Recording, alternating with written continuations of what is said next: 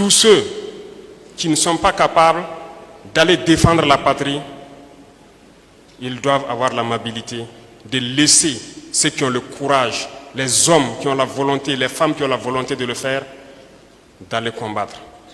Ils doivent se contenter de manger et de dormir et laisser les autres travailler.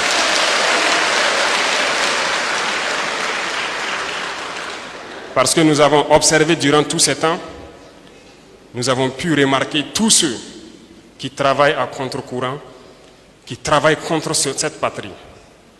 Et nous allons vous dire ici qu'ils ont tort et ils ont intérêt à arrêter. Et nous ne pouvions commencer cette phase ailleurs si ce n'est à Kaya. Et ça doit être lancé ici encore. Parce que nous avons dit que nous allons révolutionner tout notre mode de vie, toute notre agriculture, l'industrie et tout après cette guerre. Et nous avons décidé de lancer cette phase ici. Celui-là est un exemple, les autres suivront les jours à venir.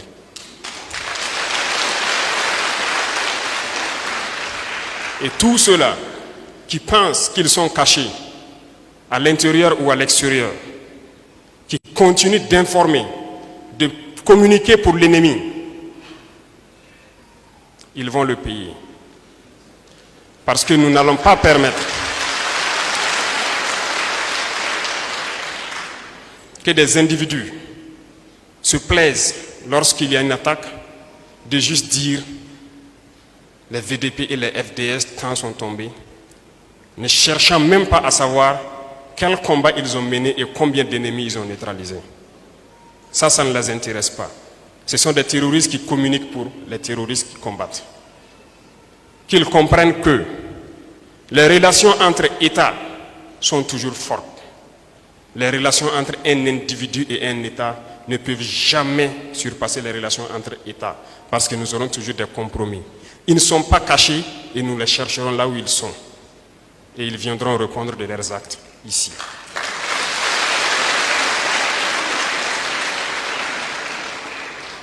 Ici, nous avons combattu avec des VDP, côte à côte. Des VDP qui continuent de combattre, qui sont actuellement dans cette brousse pour que nous dormions en ville. Parmi ces VDP, nous avons vu des jeunes, nous avons aussi vu des vieux, de vieilles personnes. J'ai combattu aux côtés de VDP qui avaient plus de 70 ans. Peut-être qu'il est toujours en brousse. Je l'ai connu ici. Il roulait à moto et il combattait avec nous. Ils sont nombreux d'ailleurs. Et comment des jeunes, ne pouvant pas aller au front, se permettent, pour moi je dirais, de se foutre de ces gens qui se battent jour et nuit. C'est inconcevable. Et nous n'allons pas laisser ça comme ça. J'ai connu des VDP, des enseignants, des infirmiers, des chefs de projet qui ont abandonné tout et qui sont sur le terrain aujourd'hui pour se battre. Quand je les ai croisés, je me suis posé la question, mais le patriotisme, ça existe encore au Burkina. Il y en a. Et le ministre de la fonction publique a été instruit de faire le point de tous ces gens qui sont en train de se battre et ceux qui souhaitent se reconvertir pour intégrer l'armée. Parce que c'est ça, les combattants. Ceux qui ne peuvent les accompagner, qui ne les découragent pas. Parce que les Burkinabés ont décidé de prendre leur destin en main et de combattre pour libérer leurs terres. Et c'est ce que nous allons faire. À ces individus-là, qui continuent d'espérer pouvoir manipuler la population, manipuler la jeunesse, nous leur disons d'arrêter. Il est temps. Nous les avons observés. Nous les avons observés parler. Nous les avons observés dans leurs réunions nocturnes. Les vrais impérialistes sont avec nous. Thomas Sankara le disait, n'allez pas loin chercher. L'impérialisme se trouve dans vos assiettes.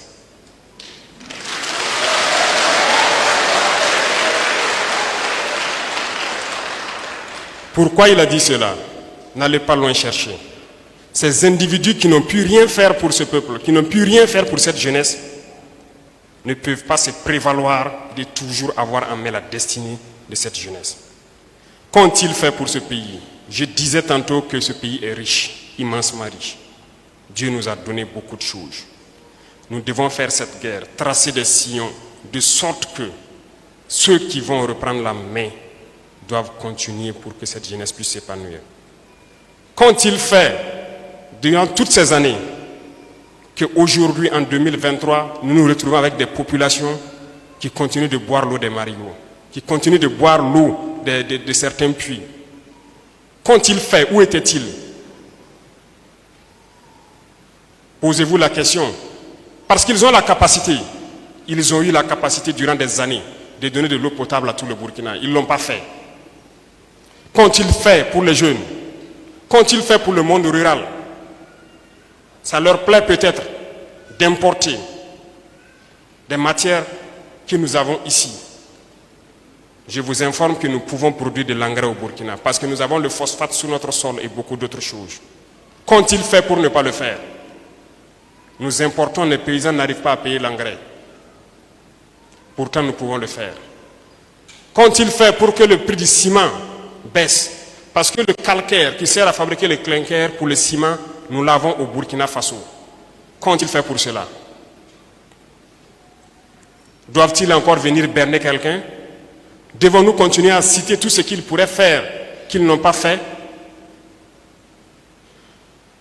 Je dis et je le répète, ces sacs d'argent qui continuent de rentrer dans les universités, prenez, c'est votre argent.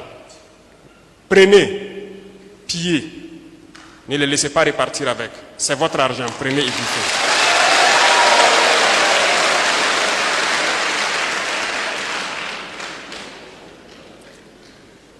Ces individus ont cru que la politique hitlérienne pouvait marcher jusqu'à l'infini. Non. Il s'agissait donc de plumer cette jeunesse, de tout faire pour qu'elle reste pauvre, dans la mendicité. De sorte que lorsque vous lui tendez un billet de 5 000 francs, il n'a pas le choix que de suivre et de se taire. Et au moment donc venu, on les utilise comme on veut. Non, la jeunesse doit être indépendante.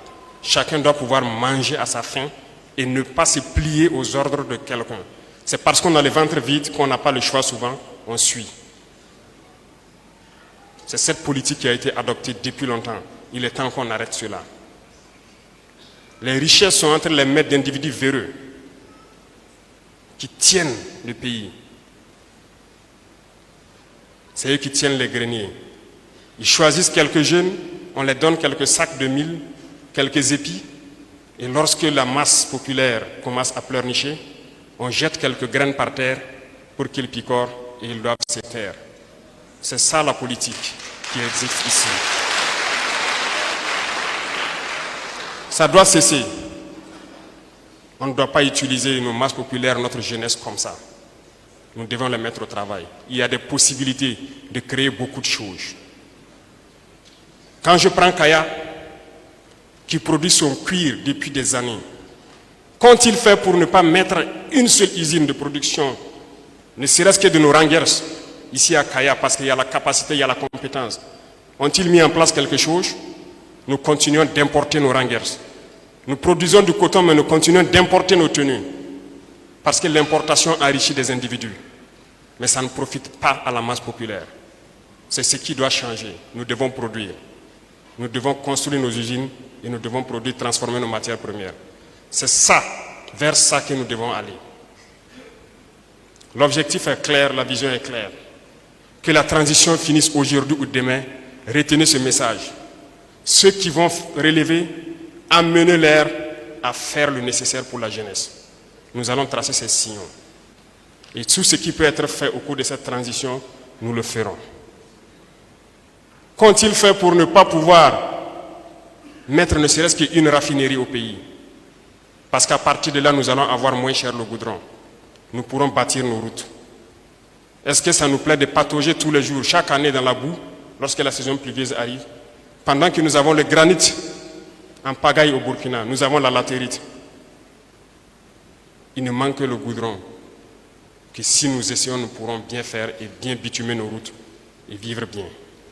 Il y a tellement de choses que je ne peux citer ici. Mais ces individus doivent comprendre que c'est fini. Le jeu s'arrête là. Ça s'arrête là. Ils ont assez fait pour que le pays se retrouve en guerre et que des gens se retrouvent à mourir. D'autres n'ont pas le choix, sont obligés d'être d'intelligence avec l'ennemi pour avoir leur pain quotidien.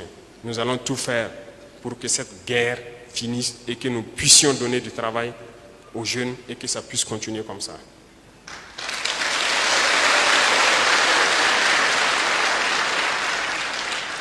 Je ne saurais donc être très long.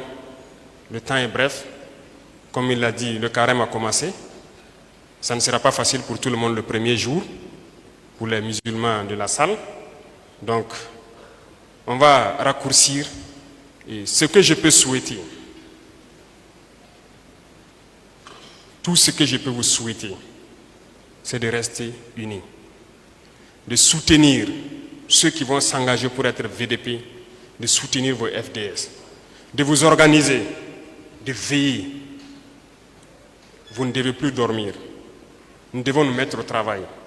Parce que lorsque ces VDP seront formés, ils vont rejoindre leur village. Et nous devons tous apporter notre contribution. Les civils, les militaires, les VDP, tout le monde a sa pierre à apporter. Parce que si nous avons été cherchés une fois, et si nous repartons, nous devons tout mettre en œuvre pour qu'on ne cherche pas une deuxième fois. Si c'était pour eux, c'était un boulevard, c'est à nous de créer tout ce qui est obstacle pour empêcher que l'ennemi ne revienne une deuxième fois. Si on dormait pour qu'on vienne nous chercher, c'est qu'on ne doit plus dormir. Donc je sais compter sur tous les Burkinabés, que le message sera entendu partout et que nous restons debout. Que Dieu bénisse le Burkina Faso, que Dieu accompagne les combattants, que Dieu les protège et qu'il veille sur tous les combattants. Que Dieu apporte à cette patrie la paix que nous recherchons tant. Merci beaucoup, jeunesse de Kaya. La patrie ou la mort.